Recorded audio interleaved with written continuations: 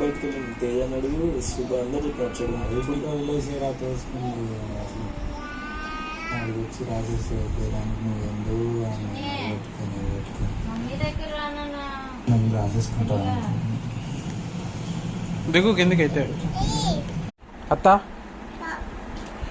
పలకవా